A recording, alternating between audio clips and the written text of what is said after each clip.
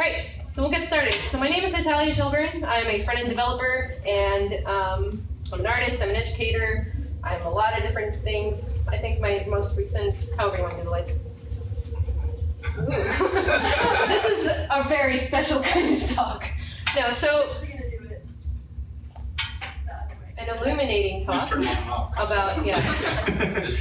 we gotta spice it up somehow. Every time you toggle the checkbox. There we go. I think I'm there. No, that's the future. Checkbox on the internet, the lights change. So, my background is in a lot of different things, and I love Sass a lot, and I don't want to go into great agonizing detail why, but I'm sure everybody here found their way towards this awesome preprocessor their own way and realized the full creative potential of what this is. But before I get started, we deal as front-end developers with the following things quite a lot: style and content.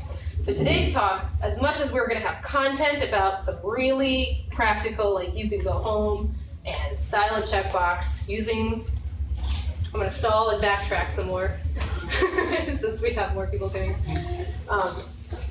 We deal with style and content, and yeah, we're going to have stuff about how to style a checkbox, and I'm going to start with style as well. Why you should do this. Why did I get this idea, and why I'm up here talking to you about this, why you should listen, and why you should check out what you can do to a checkbox near you. So let me backtrack. Oh yeah, CSS and HTML. That's the joke. Nobody got what I'm talking about. Time scarcity. Who encounters this in development on a regular basis? Yeah. I don't have time to raise my hand. I'm eating this pizza. I don't have much time for dinner. Let's go. These are some of the things that I hear as a very serious undercurrent in this industry. I don't have enough time. Styling checkboxes, I don't have enough time. I don't have the energy. And maybe later when I know more. If you've ever caught yourself or you've heard somebody saying that, this is going to be the style portion of this talk and how I came around to these things. So you have this time scarcity, and you have things like the message, you have to be a rock star. If you're searching for a job especially, you are bombarded by messages like, be passionate. We're looking for passionate individuals who live, breathe, and eat code. At which point you might consider, I don't really breathe code. I'm pretty tired most of the time. I don't really have, is this for me? So these messages are really in conflict with each other. And this is one of my favorite tweets of all time. Companies want rockstar employees, as rock stars are known for punctuality, even tempers, and a desire to work in a corporate environment. The false dichotomy here, like this isn't this real dichotomy. Like it's you can see the conflict. We've all felt it, but there are not enough voices out there to really provide some sense to this. But it's a pretty dangerous bunch of ideas. Where could this lead? Best case scenario. Imposter syndrome kicks in, and you just hope no one notices. You're too tired to do stuff, and you're not a rock star, and you just hope nobody notices that you're not a rock star who breathes code, and you just do your thing and hope nobody notices. Worst case scenario, you get trapped in some endless cycle of doing what someone else says you should do, and you'll be feeling really frustrated or bored or burned out until you maybe quit and say, I guess I was never a developer after all. That's really dark and eerie and terrible. Enjoy your beers and pizza. So this is why I'm here today for the style portion of this talk. Science to the rescue. My background is in education, and specifically my master's work was in studying what makes somebody achieve a master level in any discipline in a creative way. So like, what makes somebody become a master piano player or a master artist or a master something or other? This is not the talk where I convince you are creative professionals. Just take my word for it. You are working with ideas, and you're just crafting ideas, and you're making them tangible, or maybe something that is real in code. You are creative professionals, and you're working on that. But I want to share this really important piece of information. There's a researcher who spent some time actually studying this stuff. This is not anecdotal evidence. This is not Like, I had a really good experience. Let me share with you what it was. These are the 3 phases of learning by Lauren Sosniak. One is playful exploration. Every single person sitting in this room at some point did Hello World or changed the color of a div after hours of trying to figure it out, or you made your computer do something. You pushed a button and a series of other buttons and something neat happened and the computer responded and you felt that initial thrill of like, this is really cool. Is all of it this cool? Probably. I'm gonna go in and do more stuff. So you follow with deliberate practice. Just like a kid playing around on a piano starts playing scales. You start doing the tutorials, reading the blogs and getting the books and cracking open those books and just tearing through the stuff. And that's where it gets boring. And you realize like, oh my God, this is drudgery, this is hard, this is, maybe you get the job and you start doing tickets that are assigned to you of just kind of like, I'm getting a lot better, but I'm not sure what I'm doing what somebody else tells me. But it's really important building up your skill set. And the last phase of learning is creative expression, where you are able to somehow synthesize your creative, childlike ability to play with something with your now very skilled discipline. The problem in this is that it's not actually a linear 1, 2, 3, it's actually a cycle that repeats throughout the day, throughout your life, throughout your career, and you should just be able to go one way and the other way. And so this right here, especially, how does this apply to me? Why I'm here is because I was able to apply this to myself. I got real bored doing the same thing over and over again, doing the same kind of tickets, and thinking like, I'm really not, like I've been styling checkboxes, and like I'm really tired of checkboxes right now, and it just started to feel that like I'm not really breathing, eating code. I'm just like, now I felt like that I don't have the energy, I don't really want to do this stuff. So the answer? Go back to playful exploration and do something really stupid. And that's why the talk is called Waste Your Time. You have to do something really against the rules and something kind of stupid. And so the last time I gave this Waste Your Time talk, it was just a short lightning talk about this theory of learning.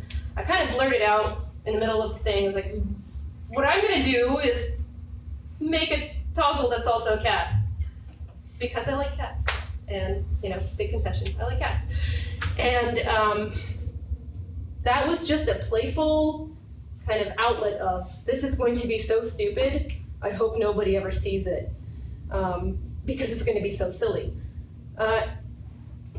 It's on CSS tricks. Chris Coyer wrote an article about it. And you can Google it, CSS tricks, emoji toggles. And as of now, my CodePen says 11,000 people have looked at my cat toggle. I made a super fun pen that literally does this. Professionally speaking, this is the most successful thing I've ever done.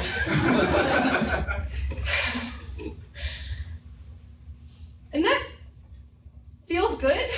But it's also really affirming because it does feel good. It just says that this is something that research has backed up, and it worked. This was a deliberate thing that I applied to myself, that I learned in grad school. I was like, all right, I'm going to do something stupid because I'm starting to feel that burnout. I'm going to go back to playing around with this the way I did when I fell in love with this stuff. I made a kitty toggle. And that's where that was. And so we're going to talk about the good stuff, like how to actually make those checkboxes. That's just a regular checkbox. That's like literally input type checkbox with just some fun stuff that I broke the rules with the checkbox hack and all sorts of stuff you're not supposed to do, but then you're now supposed to do because I guess Chris Coyer wrote about it, so now it's a thing. So we're going to do this. I'm going to urge you to make something fun. And I'm going to try to give you some of the tools to do that with CSS, because there is a lot of creative potential here. You've got a lot of things that CSS can do, and you can use with Sass, that you can do in a very short amount of time. You can't have an excuse of like, oh, I'm too busy after work. But there are some prerequisites, so I'm going to just go and code it live on CodePen, which is my favorite. Like, we'll just start coding right now and make it work right now. We're going to talk about sibling selectors and direct descendant selectors and pseudo classes that make this possible. Because just like in that learning theory, I can play around, just type divs and whatever all day long. If I can't pair it with some good old deliberate practice and discipline and knowledge, it's not really going to be a very cool creative expression. Because yes, kitty toggle is my creative expression. So I'd like to just go ahead and jump into the content part of my motivating talk here about wasting your time.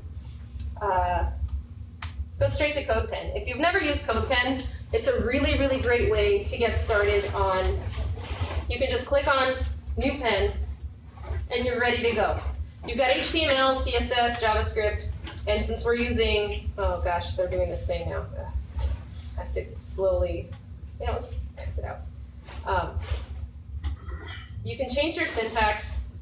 You can add, you can use normalize or reset. It's actually really set up nicely. And since we're at this ATXSass meetup, we're going to change it to SCSS. And so you're ready to go. If you make a div, don't worry. If you guys can, this is too tiny. Let's make it lots larger. Well, that's not going to work. Let me make this. Is that doable? Sure. I'm going to say everything out loud, and then I'm going to post all of it online. If you make a div, which again, this is going to be setting up my examples. It shows up immediately. If you want to style that div,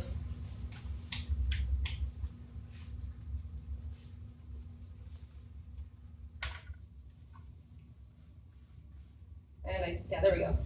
Background color is pink, which, by the way, there is no pink on the internet. That's why it's my go-to troubleshooting color. You're going to see it right away because there's lots of red, not a lot of pink on the internet. Oops. Let's get this. This is totally large. There we go. Now you can see it.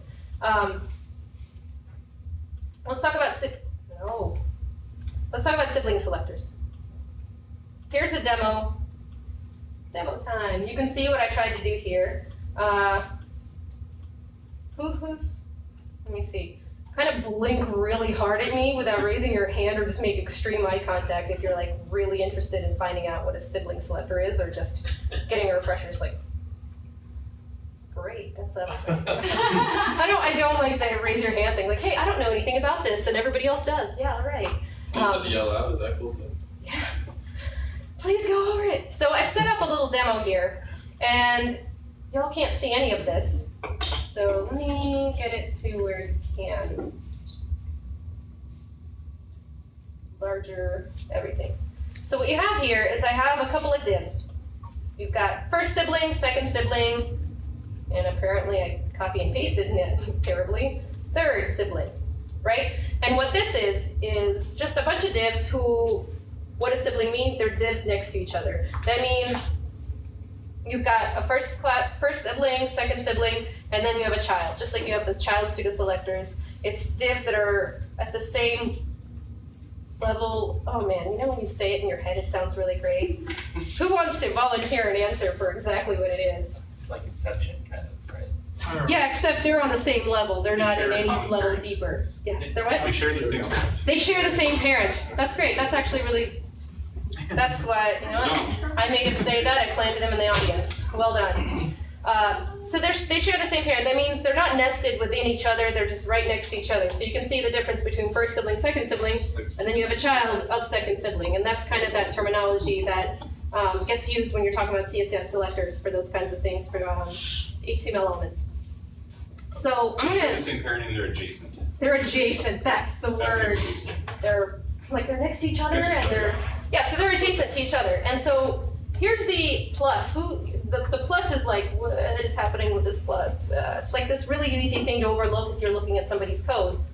If you can't see, just like move on up. There's like a here and here. I'll move this drink. That is in case I get parched.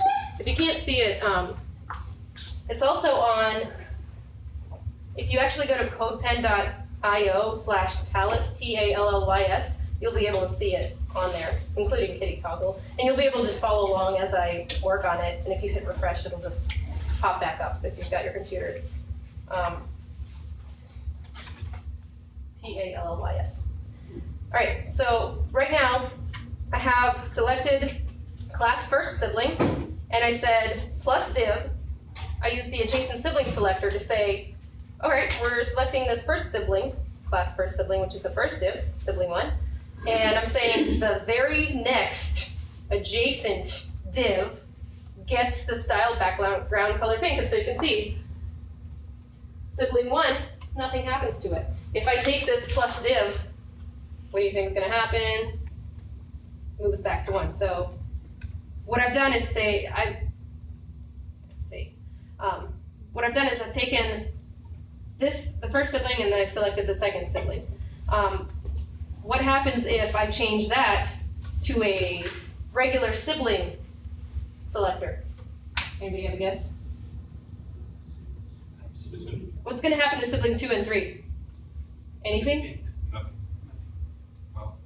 Or everything. Now, so the plus means just the next one, just the only right next to it sibling. That's the adjacent sibling selector, very nicely named.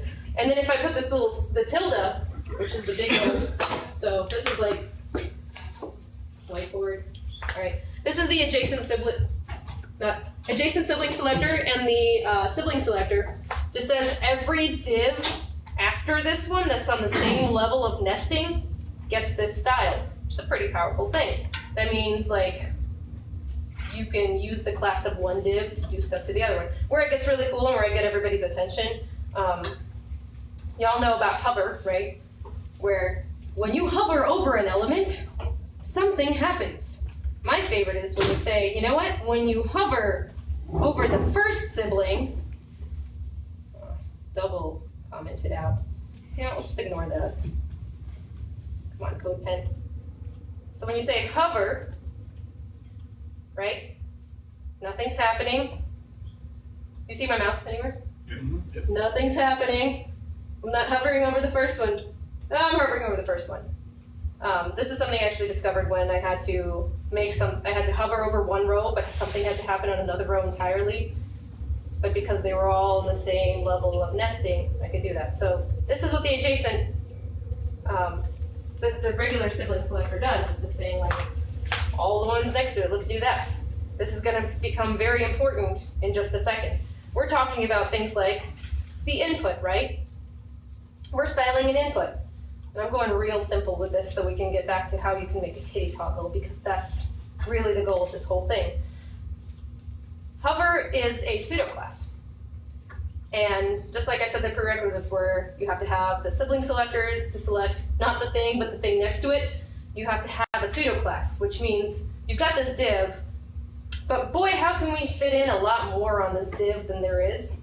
You can use a pseudo class, just like hover. That's just more stuff you can do to a div. If you've never heard of a pseudo class, you can do before or after. Those are the most common ones that have come from the beginning. Yes? Those are actually pseudo-elements. Pseudo-elements, yeah. There's pseudo-selectors, there's pseudo-elements, there's pseudo-classes. I just like to say it one word because then you start explaining the differences. People are like, ugh. But yeah, that actually is. I had an interview question. That's so shady. That is not nice. They say they used to be the same thing. It started with 4, and now we have like 40. How do you expect me to keep all of them? No. They're actually really great, and they're actually from like the 90s. So if you're thinking like, oh my god, I gotta support like Internet Explorer 8 or something, or you. It happens because I mean you have to. I mean, no, we actually broke stuff on Internet Explorer 8 the other day. Hey, I'm gonna say this as somebody who cares deeply about these things, coming from education. You can't blame the students for not being able to do the work. You just have to be like, it's my job to teach you. And as creators of all things on the internet, if somebody's like, I gotta go to the library and use the library computer where they refuse to install anything since 1993, you gotta find a way to reach them. You gotta do it because that's the noble cause. So pseudo-elements, correct, is now everyone will get that question and pass it. That's fantastic. I'm actually glad you said that. Pseudo-elements, you've got hover, you've got things like after. If you've ever seen like, what are all these things happening to all these divs? After basically I'm going to say it probably wrong, but simply enough to kind of get this there. It adds more stuff on top of a div when you don't want to make another div inside of a div to make more divs happen. It just gives you a little bit more to work with, if that is a good starting point. Well, that's why it helps to think of it as an element. Yeah, it's like it tacks on another invisible div, either after or before, and that's where you get such great titles as the before or after pseudo element. So if we're talking about the first sibling having an after, let's say it has content element. And see how it just got tacked on right there. And then you can move it around, style it just like its own unique little div.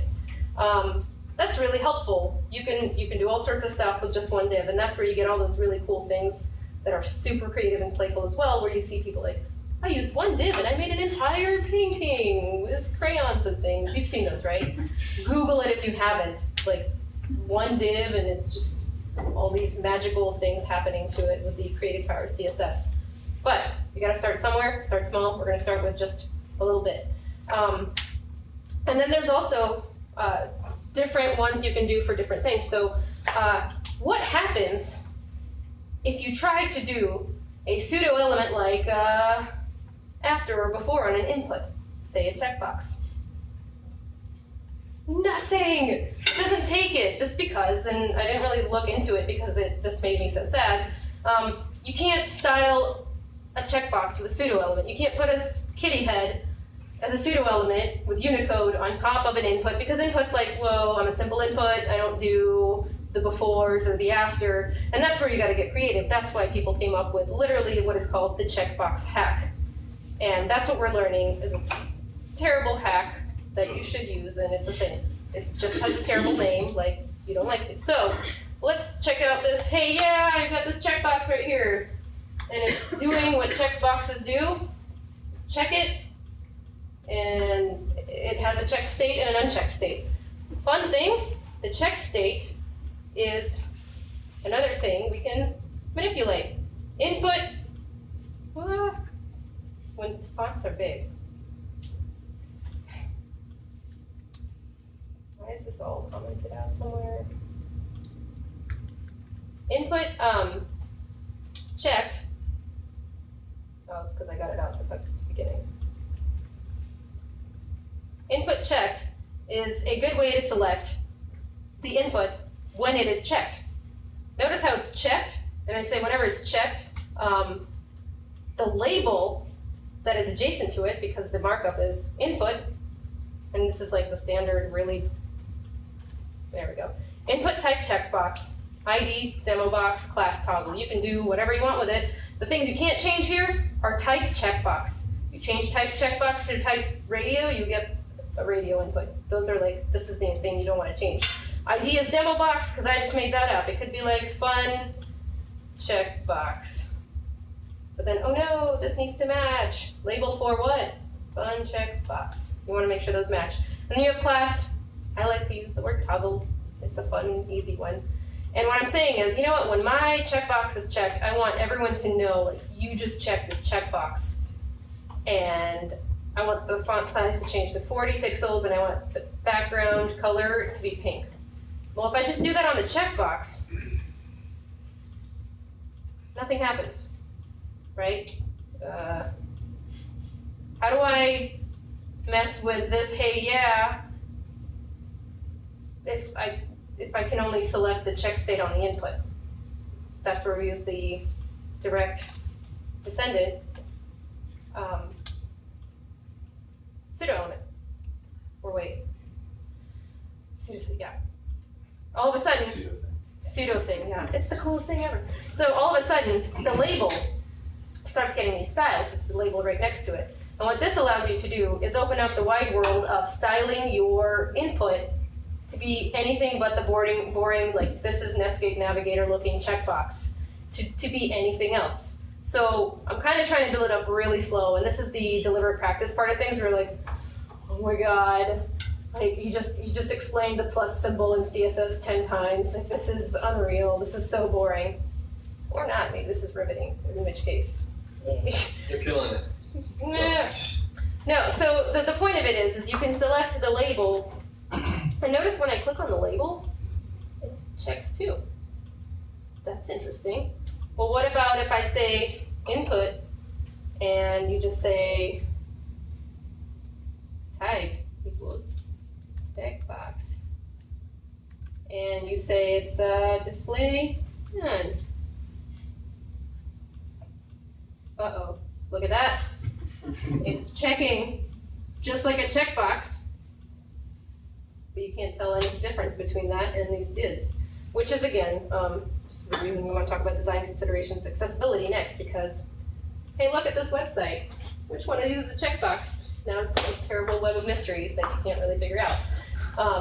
The second step of this is actually styling yourself some sort of UI that says, click me here.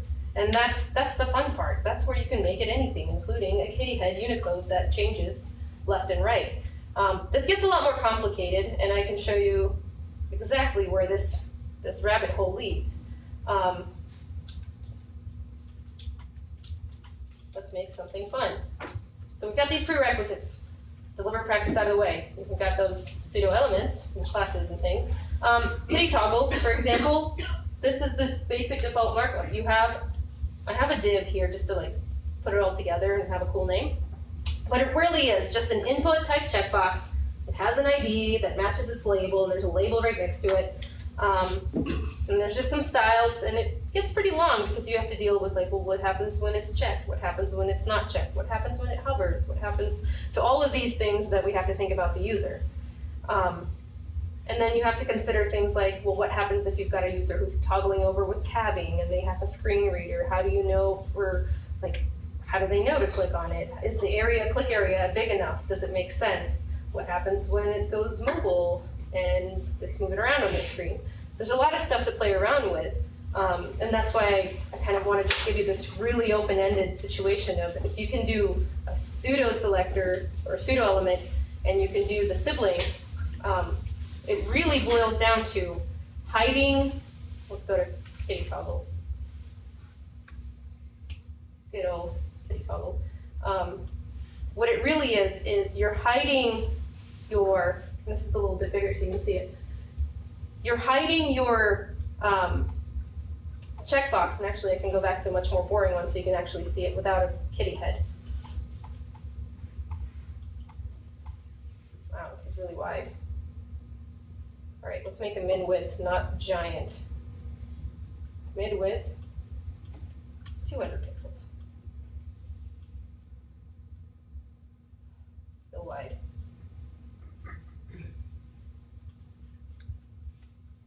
So you can see CodePen. It's too narrow. CodePen's pretty immediate. This is why we had a mid-width. Let's make it 300. I'm going to zoom out a bit so you can see what it's doing. I'll get it back to nice, not horrible overlap. So what it is essentially you create a little toggle, and this is just a label, just completely transformed with CSS to do the same thing as a regular checkbox. If you take off all of the code, all it looks like is just this checkbox. But wait, how does this content appear and disappear? What am I doing? There's no JavaScript. Anybody take a guess?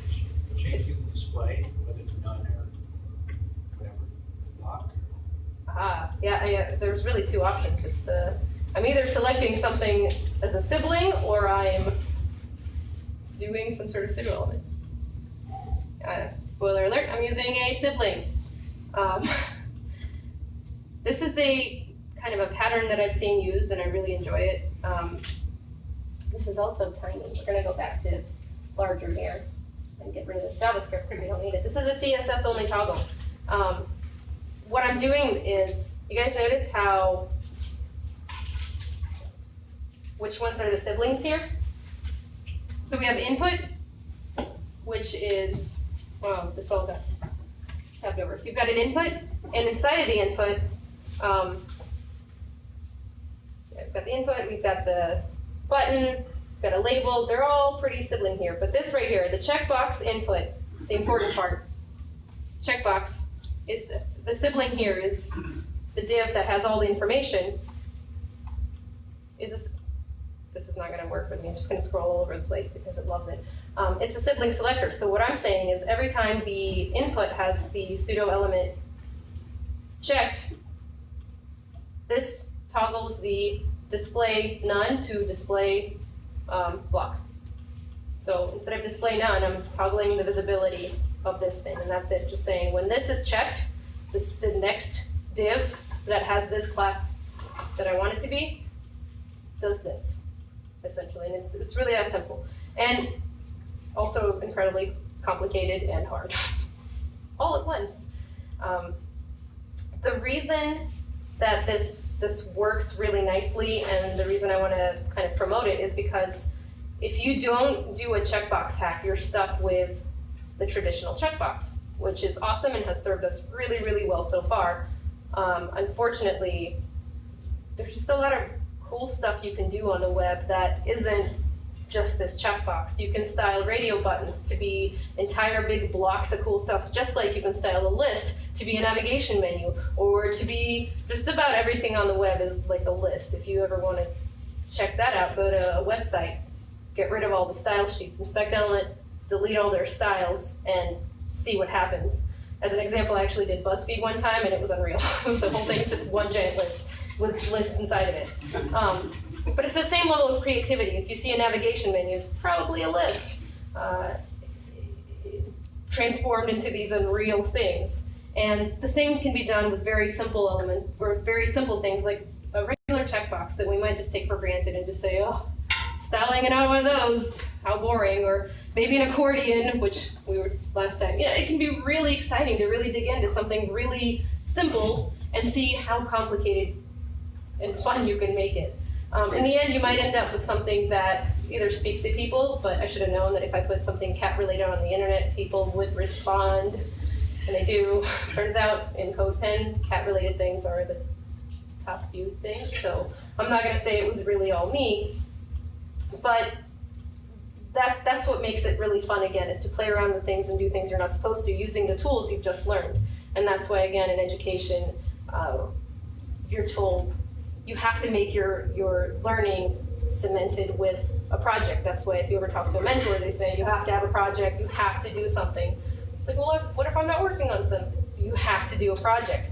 So if you've been digging into something like reading some documentation and just being like, oh, wow, this is such an exciting field. I'm so pumped that I'm reading these documentation things all day.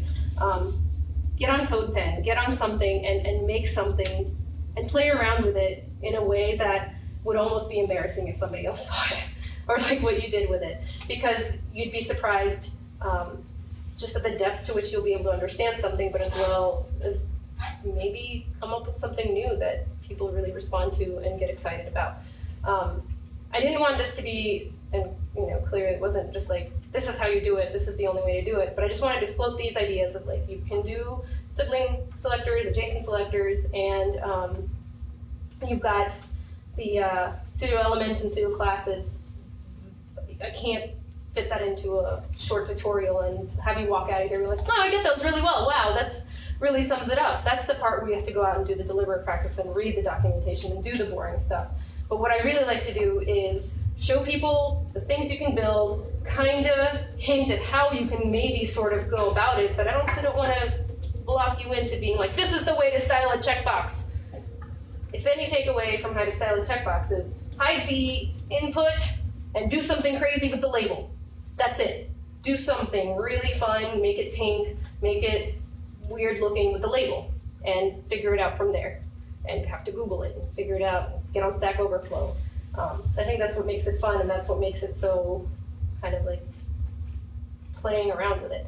So I'm going to wind it up here. I'd actually really like to take questions about things and turn it more into a discussion, just because I used to teach fine arts.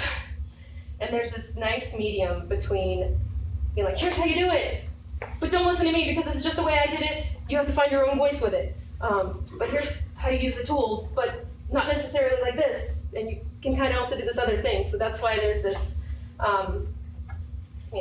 kind of my rallying cry of figure it out for yourself and don't be afraid to break the rules, because that's what you did when you got into this. You were breaking all the rules, you just didn't know it. But then you start learning the rules and then it's just not fun anymore. It's like, yeah, go back and break the rules, because that's how you keep your creativity. And that's one of the scariest things I actually ever learned in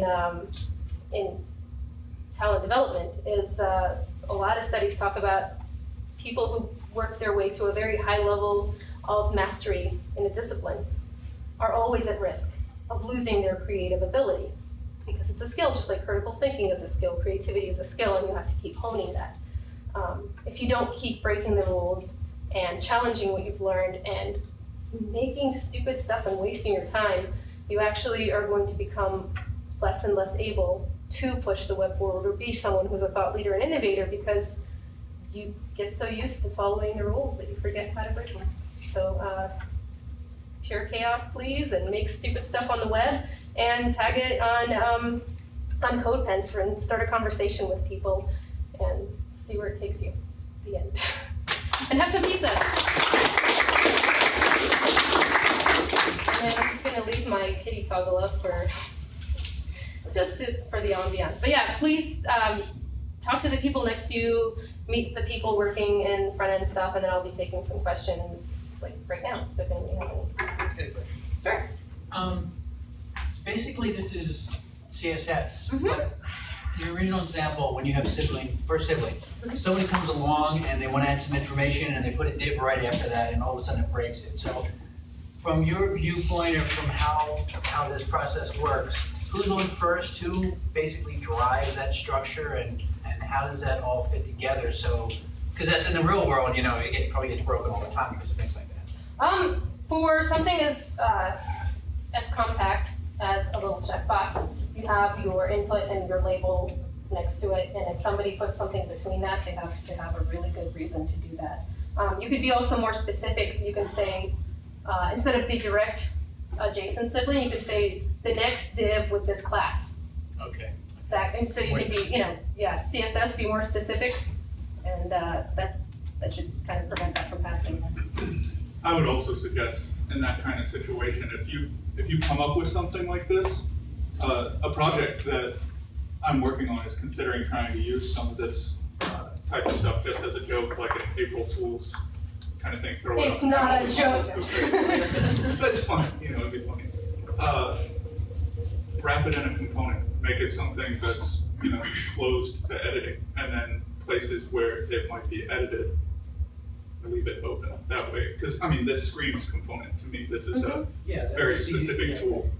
Yeah, you can write it in a way where you can actually toggle on and off things that shouldn't be live in production with, at all ever. You don't have to change the markup. One of the great things about the sibling, the pseudo-elements and everything, you can keep it very modular, and you don't have to mark up your markup just to accomplish something. This is good with lists too. If you've ever actually, I have an example from a previous thing I did where it's a styling list with pseudo-elements. I gotta be a lot, as much as I care about what things are named, just throw them around. This is an example of, if you want to style your list, my vote here is like, keep the class name on the list. You can't see it at all. You have a class on the list, but all my list items don't have special classes. So if I wanted striped list where every other list item is striped, I'm not going to throw class gray background on it. You know what I mean? So that's kind of the approach. If somebody started messing around with the markup, you can style it in a way where you don't have, it doesn't break apart. Yeah, most of the time I have problems, I end up with legacy code and everything breaks all the time. I can't fix any of that. It's going to keep happening. The most you can do is not write more of it. Any other questions? Have you done any of those with CSS transitions to make it even more Yeah, actually, JavaScripty?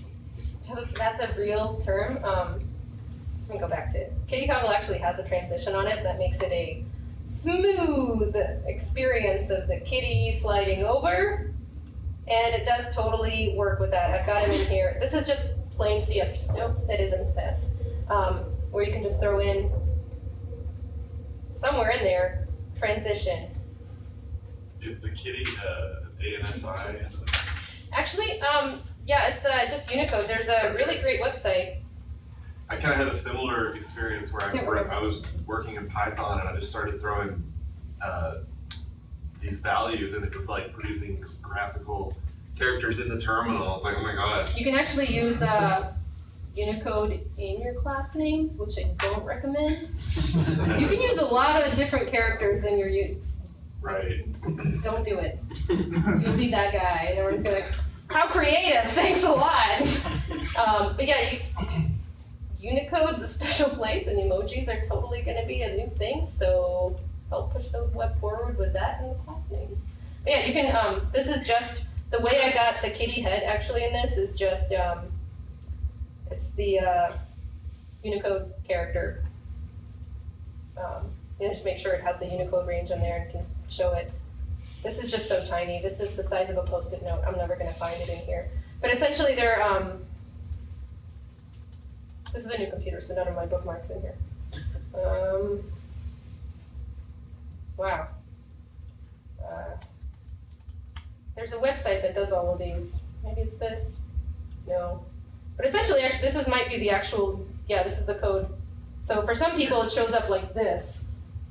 If you're on a PC, I'm really sorry. It looks terrible, it doesn't work, and this is why you should never push this to production. But it actually is, this is the cat face, and all you have to do is just, this is like the hex here, and then like, it just exists already. That's how Twitter's doing their emojis as well. It's just, you can copy and paste that in there, and that's what I've been doing. If you want to tweet at people, and you don't want to install an app, you can just copy paste these Unicode characters. If your software is Unicode safe, you can actually just copy the little cat picture. Yeah, actually, yeah, you can copy this and copy this cat picture onto your Twitter, and you can have such expressive tweets. All the things you're learning here are going to make you a much more serious developer that people will respect and take seriously. Did you have a question? Oh, yeah, I was going to ask if you've ever been able to implement this in anything in production. Have I? No. Will I? Yeah, actually. I will. And actually, on the CSS tricks where Chris Coyer wrote about it here, he came up with some really cool examples. So how did I come up with this pen? I had this dream of a kitty something toggle, and it wasn't until I saw another person that I was following on CodePen, which is why I really recommend this. You can bounce ideas off of people. Someone made a, actually Scott Kellum, if anyone know him, he made a hamburger menu that was actually a hamburger. And that was like, this is it. This is the piece of information that was missing. This is the missing link here. And so I made the kitty toggle, and then Chris Coyer came up with like happy, mad, playing, train, burger, or pizza, thumbs up and thumbs down. That's pretty universal too. If that becomes a thing, and Unicode and emoji support goes up, like the check mark can be actually everyone. At least like this right here, the heart and the heartbreak. That's really like some serious information being given, other than the good old check in a box or not a check in a box. So I mean, there's a lot of potential there. I like to think that's. These are multi-dimensional Boolean responses. It'd be beautiful. And I'm gonna leave it toggled on pizza since we have pizza today. Again, happy and thumbs up. Really positive things. Public transit. Yeah, I haven't been able to use this though because it's not like you open it up on Internet Explorer and it's like, I'm so sorry. I promise. I know this is happening. I have to put a little disclaimer there, like just for fun. I didn't know so many people would be looking at it. It's not kind of the thing that works yet, but at the same time, things like the sibling selectors and the pseudo-elements are really, really supported. One of the great ways you can check is can I use. You just Google, can I use web. This is a new computer, so none of my bookmarks are there yet. You know. Oh, you haven't changed it from Yahoo to Google, either. Oh God, nothing. I don't use Firefox usually, so, but I have to check cross-browser. So, you know, you have not select. You know, let's do a cover CSS selectors. These are pretty accepted across the board, right? I mean, there's the only ones that aren't like partial support in IE8 is as bad as it gets. So you can use things like, you know, last child, nth of type, last of type, first of type. There's just like 40 of these things where you can take a div and you can do so much cool stuff with it that seems boring at first when you're reading this long list of, wow, look at these pseudo selectors, wow. But when you start playing around with all the things you can select and do stuff and add on things, it's actually pretty cool. Any other questions before I gotta keep people from pizza here? Could you, like the way you had it, do it vertically instead of horizontal? Yeah. You could do, because I set the width of the thing, I put the yes and no, and you just you get a really good lesson. This is actually a really good thing. If you want to get a pretty good crash course in CSS, I'm really pretty rusty with these kinds of things. There's positioning that you got to figure out, the relative or absolute. You got to do like sizes and pixels. It's pretty, you know, kind of hammered into shape here with pretty blunt instruments. Like, you're going to be positioned absolutely over here all the time, but just kidding, relatively, because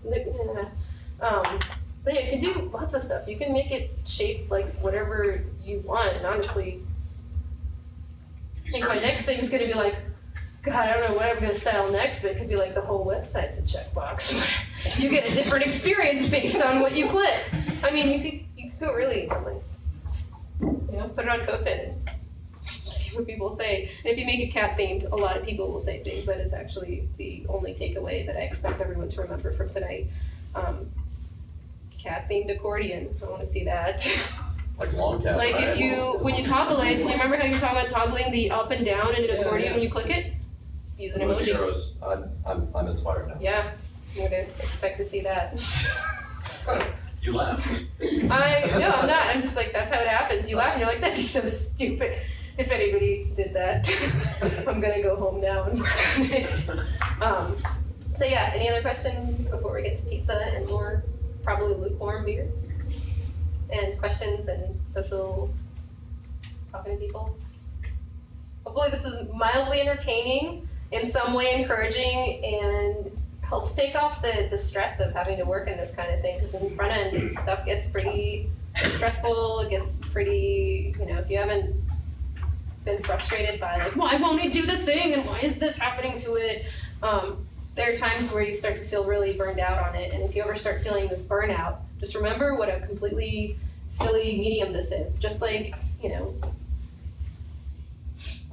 one of the things I used to tell my students when I taught painting was, like, really think about what you're getting stressed out about. Like, this is a piece of cloth that someone just really carefully stretched over a big piece of wood, and we're gonna use this stick, but not just any stick. We stapled some hair on the end. Don't go anywhere yet, because we've got some colorful glue. We're gonna mash that around on this canvas until it looks like reality. So, no, it's the same thing here. We're gonna use words and all sorts of like really trickery words to make this glowing, resizing canvas that's already glowing at everyone everywhere to do stuff like, I don't know, change its shape, color, and size. Good luck. So when you think about it that way, it's both intimidating, but also just like, this is pretty silly. You can do a lot of different things, and there's some good ways to do stuff, there's some less than good ways, and there's some things that, like this, which is like the checkbox hack. You have to Google it like that.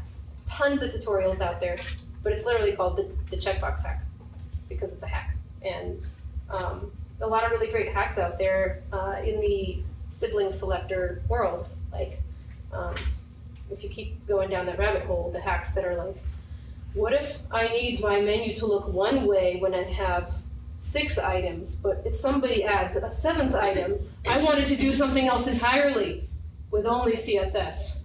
That exists now too. So that rabbit hole goes all the way down that path, and you can do a lot more with it than you might think. Any other questions or pieces? This is more of a comment than a question. I always wonder about, like, we've had the checkbox hack for years and years. It's been around, like, oh, why isn't there a toggle UI? Like, because you haven't made it yet. I know, but the browser, it's up to the browser makers, I guess, to put it in there. And it's just one of those like, oh, we got checkbox and ring buttons. Yeah, because again, back to accessibility too. It's like, It's safe to do a regular checkbox. And if there's a browser supported toggle that you could style nicely, screeners would love it. If only. You just signed yourself up and volunteered. Mozilla. Yeah. Just have to go and I'll get in those circles and figure out how to push that forward. But yeah. Any other questions? I'm gonna tweet probably the bless me. I just had a cough.